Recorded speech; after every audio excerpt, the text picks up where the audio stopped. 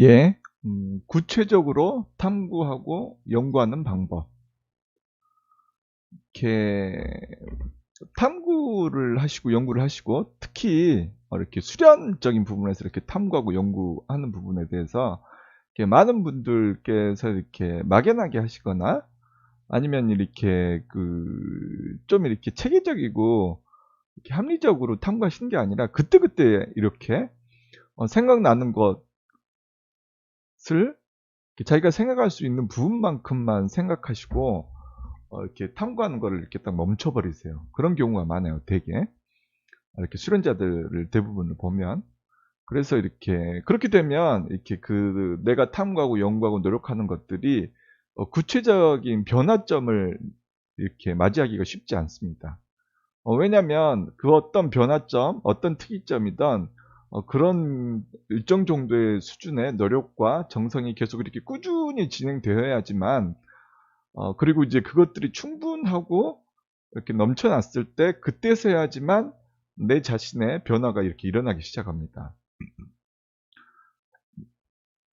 죄송합니다. 내 자신의 행동의 변화, 생각의 변화, 그 다음에 이렇게 감정이 움직이는 그 변화, 그 다음 이렇게 행동의 변화가 서서히 일어나기 시작하거든요. 그렇기 때문에 탐구를 하실 때 좀 더 이렇게 구체적으로 명확하게 여러 가지 관점에서 탐구하실 필요가 있는 것입니다. 그러면 좀 더 이렇게 자세하게 한번 살펴보도록 하겠습니다. 수련을 할 때 혹은 뭐 이렇게 내가 원하는 것을 이루기 위해서 구체적으로 탐구하고 연구하는 방법.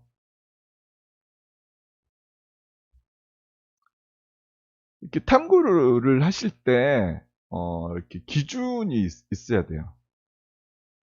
명확한 기준, 근본적인 원칙과 기준이라고 볼 수가 있죠. 그것이 이렇게 수련에 대해서라면 이것이 기준이 돼야 됩니다. 어떻게 하면 내가 좀 더 수련을 잘할 수 있을까? 이 수련이라고 하는 부분을 기준으로 탐구를 하셔야 돼요. 그런데 이런 것도 이렇게 또 순서가 있거든요. 마냥 이렇게 처음부터 수련을 기준으로 이렇게 탐구를 하시는 것보다는 이것도 약간 이렇게 순서가 있습니다. 하지만 항상 이 부분을 기억하셔야 됩니다. 우리가 탐구하는 그 목적은 바로 내가 수련을 잘하기 위해서죠. 내가 수련을 잘하기 위해서 이렇게 탐구하고 연구하고 이렇게 노력을 기울이는 거죠. 이것을 명확하게 인식하시고 그것을 이렇게 밑바탕에 깔고 난 다음에 수련에 대해서 각각의 수련에 대해서 혹은 지금 나의 단계에 대해서 탐구를 하셔야 됩니다. 아까도 말씀드렸다시피 보통의 수련자가 탐구하는 방식은 이제 대부분 보면 이렇습니다. 예를 들어서 이렇게 수련을 하는데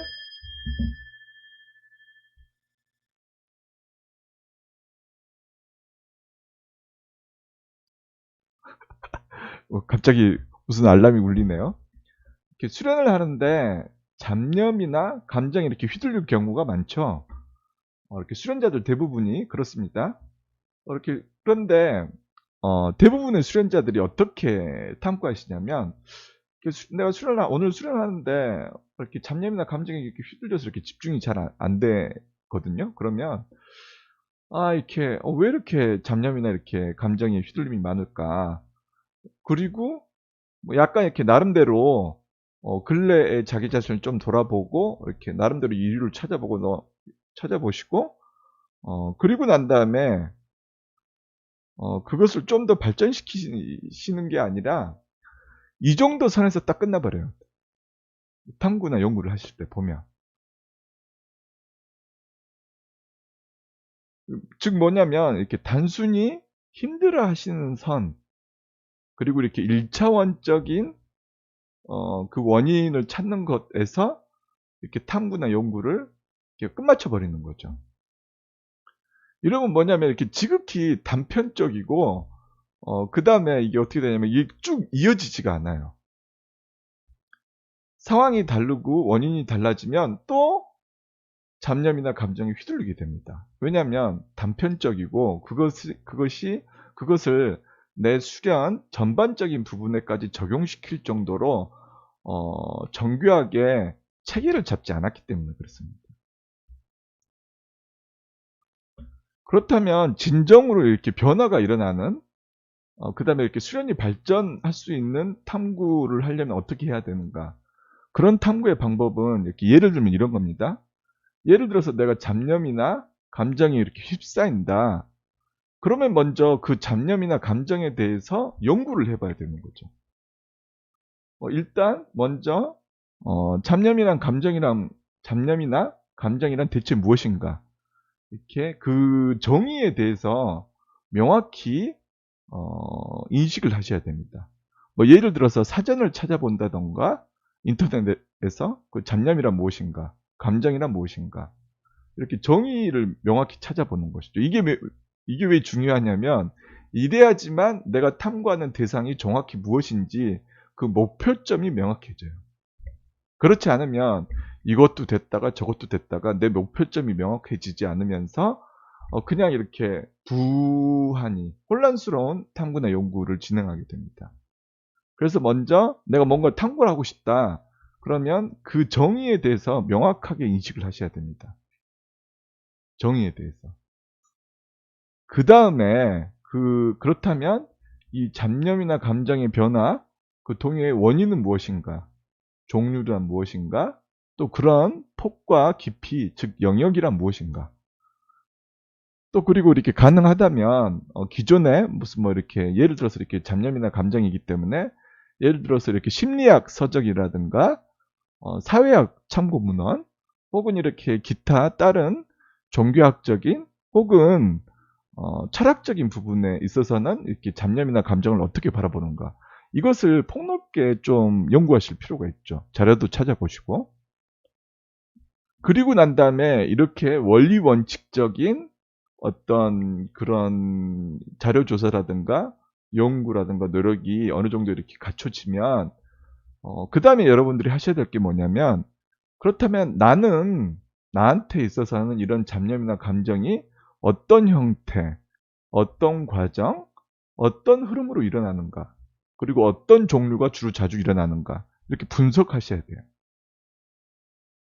그 위에 정의라든가 원인, 종류, 영역, 참고 문헌을 이렇게 하는 거는 그렇게 잡념이나 감정에 대해서 객관적으로 연구하는 것이죠. 하지만 이제 여기서부터는 나에게 일어나는 잡념이나 감정의 흐름, 종류, 형태, 과정 이런 거는 나한테 적용하는 그런 연구인 거죠. 이 두 가지를 이렇게 분리하셔서 연구를 하셔야만 합니다. 그리고 난 다음에 이런 현상이 나에게 일어나는 것이 당연한 것인가, 당연한 것이지 않는가. 그리고 또한 그렇다면 당연한 것이라면 나는 어떻게 받아들일 것인가. 당연한 것이 아니라면 또한 어떻게 받아들일 것인가. 이렇게 구체적으로 내가 탐구하고 연구하는 이렇게 잡념이나 감정에 대해서 힘들어한다면 그래서 탐구하고 싶다면 이렇게 구체적으로 세분화시켜서 탐구하시고 연구하셔야 됩니다. 그렇지 않으면 여러분들이 잡념이나 감정에 대해서 연구한 것이 정리가 되지 않고 세밀하게 분석이 되지가 않아요. 그러면 어떻게 됩니까? 나름대로 아까 말씀드렸다시피 나름대로 이렇게 자기 자신의 한테 일어난 잡념이나 감정에 대해서 생각을 해보긴 하지만 딱 그 정도 수준에서 그쳐버리는 거죠. 그러면 어떻게 되느냐? 계속해서 거기에 대해서 이렇게 끄달리게 되는 것입니다. 이런 식으로 이런 형태의 순서와 종류, 그 다음에 과정을 거치면서 탐구를 좀 더 세분화하고 구체화시키셔야만 합니다. 딱 그렇게 원리 원칙적인 부분을 연구하셨고 이렇게 나 개인적인 이렇게 수련을 하는 사람이 나 자신이죠. 그렇기 때문에 나에 대한 나한테서 일어나는 그런 것까지 이렇게 어느 정도 연구를 하셨다면 마지막으로 다시 이렇게 질문을 던지셔야 되는 게 이런 상황에서 이런 상황이고 이런 형태라면 그렇다면 내가 수련을 좀 더 잘하기 위해서는 어떻게 해야 되는가? 이 관점에서 지금까지 이렇게 자료 조사도 하고 연구도 하고 이렇게 탐구했던 것들을 이 관점에서 다시 한번 다 정리를 하셔야 됩니다. 즉 수련을 기준으로 잡념이나 감정을 정리하시는 거죠. 그래서 그렇다면 어떤 식으로 해결을 해야 되는가? 해결이 안 된다면 대안으로는 어떻게 해야 되는가? 해결도 안 되고 대안도 없다면 차선의 방법은 어떻게 하는 것이 좋은가? 뭐 기다린다던가 무시한다던가 아니면 그럴 때 빨리 다른 것에 집중한다던가 이런 식으로 내가 나한테 자주 일어나는 그런 형태에 맞게 그 해결 방법을 이렇게 하나하나씩 다 준비해 놓으셔야 돼요. 그래서 그거를 그런 상황에 맞게 내가 바로바로 습관처럼 그것이 나오도록 이렇게 노력을 하셔야 되는 거죠. 그러면 어떻게 됩니까? 내가 잡념이나 감정에서 휘둘리는 그 부분이 현저하게 줄어들게 됩니다. 서서히. 왜? 지금까지는 내가 이렇게 잡념이나 감정에 대해서 내가 인식하고 있었던 것들이 막연하고 모호했다면 그것이 좀 더 구체화되고 자료가 충분해지고 그리고 여러 가지 관점에서 그리고 여러 가지 상황에 맞게 해결책까지 혹은 뭐 대안까지 마련해 놨다면 그러면 그만큼 내가 잡념이나 감정에 휘둘리는 그 퍼센테이지, 그 영역이 줄어드는 거죠. 왜? 1차원적으로 그것이 해결되지는 않았지만 어느 정도 정리는 되어 있기 때문에. 이것만 해도 굉장히 큰 여유를 가질 수가 있습니다. 수련자 개인이.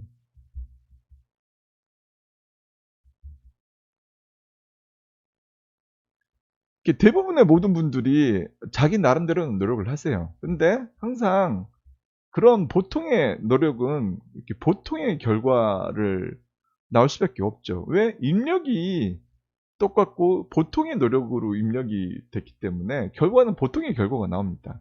그러면 어떻게 됩니까? 항상 지금까지 해왔던 식의 수련만 할 수 있는 거죠. 물론 이렇게 수련하는 시간이 길어지면 길어질수록 어느 정도 이렇게 그 상황에서 안정감이 생길 수는 있습니다. 하지만 그 안정감이라고 하는 것도 이렇게 굉장히 왜곡되고 괴상한 안정감을 찾을 확률이 높아요. 실제로 그런 경우가 굉장히 많죠. 그래서 제가 이렇게 실질적으로 해보면 이렇게 수련에 대해서 내 수련이 정말 이렇게 달라지려면 그리고 그렇게 달라진 수련이 안착이 되려면 그 여러분들이 탐구하시고 연구하시는 것 그리고 내가 노력하는 것들이 지금보다는 3배에서 약 5배 정도로 더 노력을 하셔야 돼요. 시간적인 부분뿐만 아니라 뭐냐면 그만큼 폭과 깊이 그 다음에 영역 세분화 이런 식으로 3배 정도 더 세세하게 연구하시고 노력을 하셔야 돼요. 제가 해본 바에 의하면 제 경험상 3배 정도 더 이렇게 폭과 깊이를 넓혀서 이렇게 탐구하거나 연구를 하면 의식이 서서히 바뀌기 시작합니다. 그리고 그것이 3배가 넘어서 5배 정도가 되면 서서히 나의 행동이 달라지기 시작해요. 서서히. 왜? 이런 탐구하거나 연구하는 그 과정을 통해서 내 자신이 변화하기 때문에 그래요. 그거는. 그것들이 이렇게 과정상에 있기 때문에 본인은 스스로 잘 못 느낄 수가 있는데 실제로 그런 노력을 꾸준히 하면 수련 자체가 어느 순간 확 달라져 있습니다. 이런 식으로 이렇게 나의 수련을 방해하는 모든 요소들을 다 정리해 놓는 거죠. 시간이 없을 때는 어떻게 할 것인가? 감정이 휘둘릴 때는 어떻게 할 것인가? 잠이 올 때는 어떻게 할 것인가? 수련을 하기 싫을 때는 어떻게 할 것인가? 중요하죠. 왜? 수련이라는 게 마냥 이렇게 하고 싶을 것은 아니지 않습니까? 솔직히. 이렇게 수련이라고 하는 거는 원래 이렇게 즐거워야 되는 건데, 막상 실질적으로는 이렇게 즐겁게 되기가 어렵죠. 그럼 솔직하게 그걸 인정하고, 수련을 하기 싫고 부담스러울 때는 어떻게 할 것인가? 이런 것까지 준비를 하셔야 되는 거예요.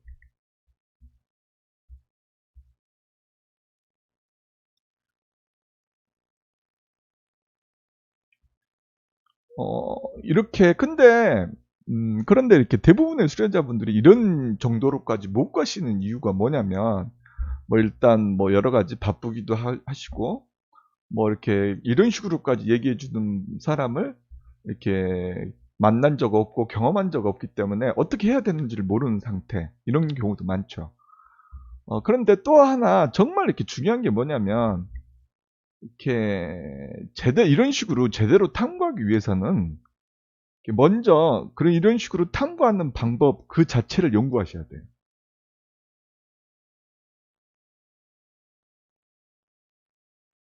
수련을 잘하기 위해서는 수련에 대해서 연구하고 탐구하고 개념을 잡고 체계를 잡아야 되는데, 그것들을 어떤 방법으로 하는 것이 좋은가 연구를 하셔야 돼요. 그 자체를. 수련에 대해서 연구하는 게 아니라 어떤 관점, 어떤 형태로, 그것도 중장기적으로 수련을 잘하기 위한 방법, 그 방법론 그 자체를 연구를 하셔야 되는 거죠.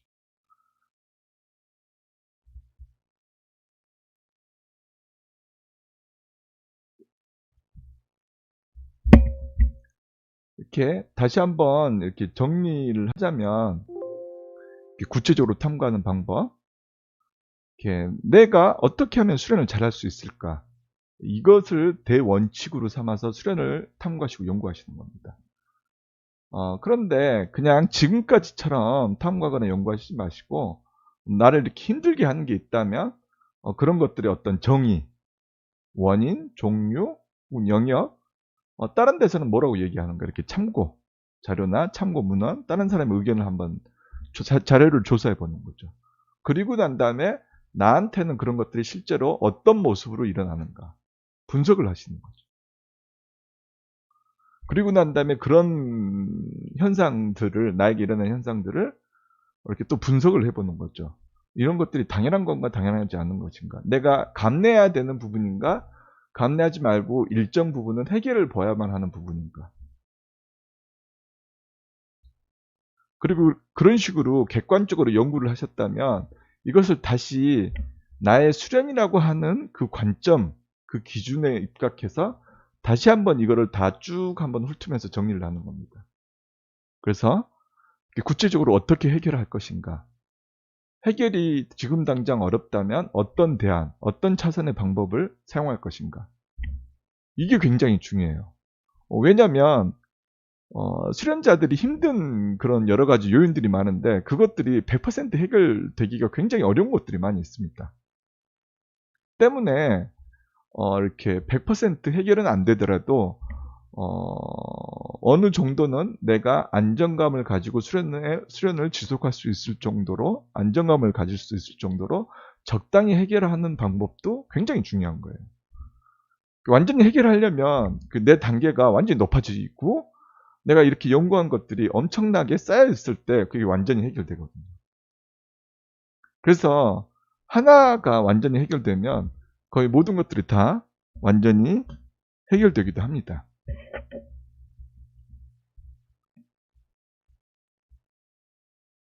이게 항상 이렇게 제대로 탐구하기 위해서는 먼저 탐구하는 방법 자체에 기준과 원칙을 세우실 필요가 있어요.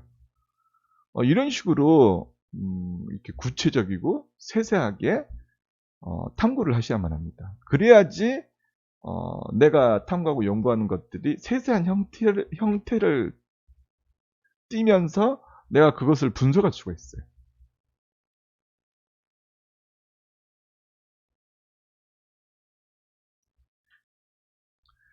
예, 오늘은 이렇게 수련에 대해서 탐구를 할 때 좀 더 이렇게 구체적으로 탐구하는 방법에 대해서 설명을 드렸습니다. 그렇다면 이렇게 실제로 저 자신은 어떻게 수련을 했냐면, 저 자신은 맨 처음부터 이런 기준과 원칙이 없었어요. 저도 수련이 뭔지를 몰랐기 때문에 어떻게 탐구하고 어떻게 연구하고 어떻게 정리해야 되는지를 몰랐습니다. 저 자신도. 근데 뭐예요? 너무나 절실했기 때문에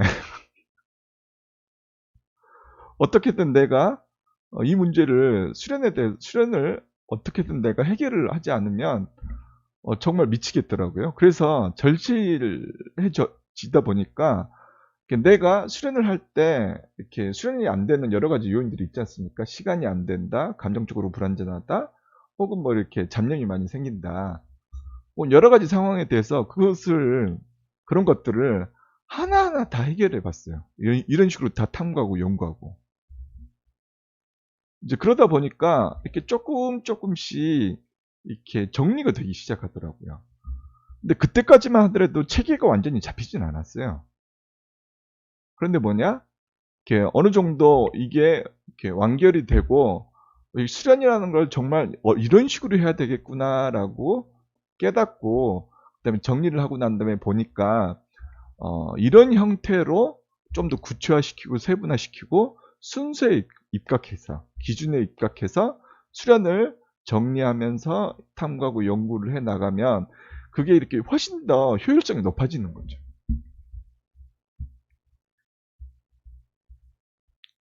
그냥 하면 저처럼 그냥 하게 되면 완전히 이렇게 100% 맨땅에 헤딩하는 그런 경우가 생길 수밖에 없죠. 물론 이렇게 그 과정에서 정말 큰 공부를 많이 했습니다. 저 자신은. 왜냐면 이렇게 정말 뭐 그런 말 있죠.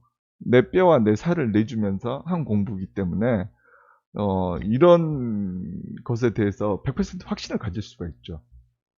왜냐면 제 자신이 정말 경험하고 그래서 내리고 정리하고 이렇게 보니까 수련은 이런 식으로 정리를 하고 이런 식으로 연구를 해야 되겠구나라고 딱 이렇게 하나로 결론이 나오게 됐습니다.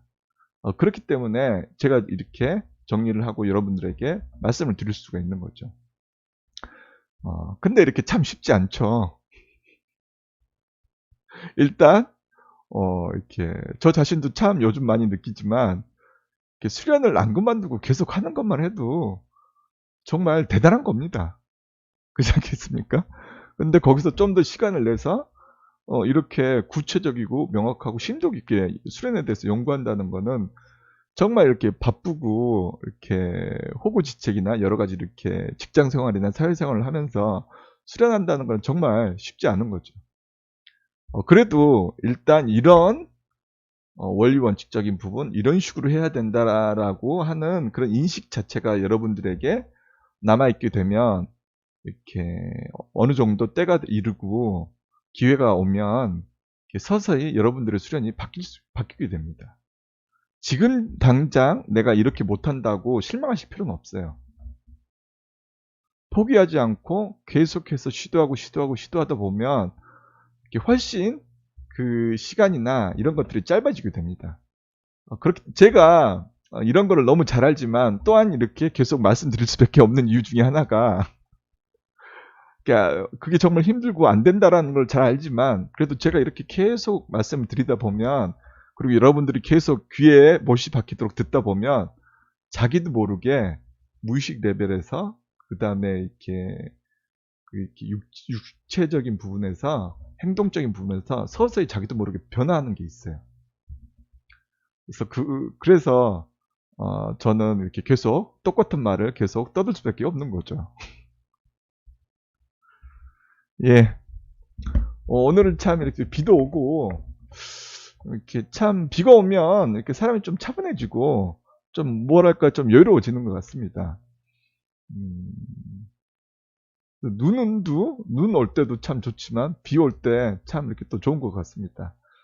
또 비 올 때 또 우울해 하시는 분들도 많이 있을 수 있는데 그러지 마시고 비 올 때는 비 오니까 좋고 이렇게 날씨가 좋으면 좋으니까 좋고 그런 식으로 좀 더 이렇게 적극적이고 긍정적으로 바라보는 게 좀 더 내 인생을 살아가는 데서 좀 더 편하게 살 수 있는 방법이지 않을까 그런 생각이 듭니다. 이렇게 걱정한다고 불안해한다고 바뀌는 건 하나도 없거든요. 그렇지 않습니까? 오히려 나 자신만 힘들어지는 거죠. 그런 불필요한 일은 할 필요가 없는 거죠. 왜냐하면 정말 해야 하는 것 그렇게 중요하고 지금 당장 해야만 하는 것을 하기에도 시간이 부족하거든요. 때문에 불필요하고 의미 없는 그런 이렇게 소모적인 자기 소모적인 그런 생각이라든가 그런 행동들은 가급적 안 하는 게 좋죠. 하지만 또한 역시 인간은 불완전하고 분열된 존재이기 때문에 그게 의미 없고 나한테 이렇게 좋은 게 아닌 줄은 알지만 또 이렇게 할 수밖에 없는 부분이 또 이렇게 존재하기도 합니다. 때문에 수련자는 항상 여유를 가지시는 게 좋아요. 여유. 하지만 역시 또한 노력다운 노력을 하려고 노력하실 필요가 있는 거죠. 예, 이렇게 하루 마무리 잘 하시고 이번 한 주도 이렇게 즐겁고 재미있고 그 다음에 이렇게 수련의 흐름 꾸준하게 유지하시면서 이번 한 주도 보내시기 바랍니다. 예, 오늘 수련은 이것으로 마치도록 하겠습니다. 함께 해주셔서 감사합니다.